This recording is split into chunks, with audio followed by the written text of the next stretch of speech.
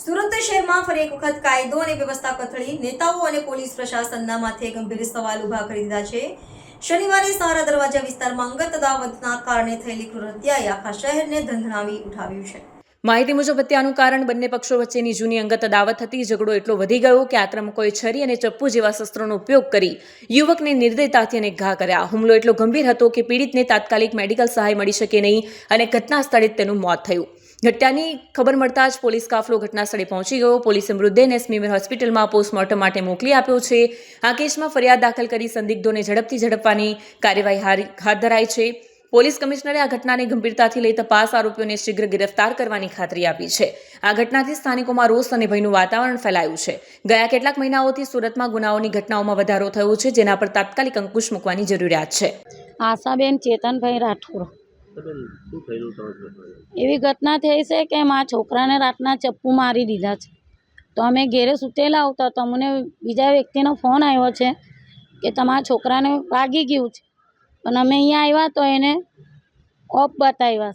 એ મેદરપુરા એનું નામ રાહુલ। એ અમને તો એને ખાલી એક જ બતાવેલો છે। મને કઈ નહીં જોઈએ, મને ખાલી ઇન્સાફ જોઈએ મારા છોકરાના બદલામાં। કેટલી ઉંમર હતી આટલી?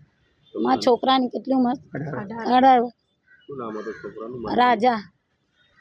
શું કહેવા માંગો કમિશનર સાહેબને? મને ખાલી એટલી જ રિક્વેસ્ટ છે કે મારા પોયરાને ઇન્સાફ આપો, બીજું કંઈ નહીં જોઈએ મને। મેં બહુ ગરીબ છું, મારા પોયરા છે, અમારો કંઈ સારો છે નથી। શું કામ કરતો હતો? એ હાથ મજૂરી કરતો હતો કઈ જગ્યાએ? સરદાર માર્કેટમાં। આજે રાતના ઘટના થયેલી હતી। રાતના 2:30 વાગે મને દોસ્તારનો ફોન આવ્યો। દોસ્તારે કીધું કે તારા ભાઈને કંઈ ચાકુ મારી દીધેલું છે। મેં મેડિકલ કોલેજમાં લાવેલા છે એને। તો અમે અહીંયા આવ્યો, જોયું તો રાજો નામ છે એનું, રાજો પ્રદીપ જેસવર। મારું નામ આકાશ છે એનું। આ બાબત કંઈ પેલી અમારા નાના ભાઈની હતી, એ બધું પટી ગયેલું હતું। એમને કેસ ચાલતો હતો તો પાછો 2-3 વાર એ આવીને ગયેલો હતો, ધમકી આપતો હતો મારા નાના ભાઈને। તો મારા નાના ભાઈને એને 2-3 વાર દોસ્તારે એને સમજાવ્યો બી કે ભાઈ પટી ગયું તો રાતના નશામાં આવીને ડાયરેક્ટ ચક્કુ મારી દીધી। એ મારવાનું કામ એ જો ખબરતું નથી।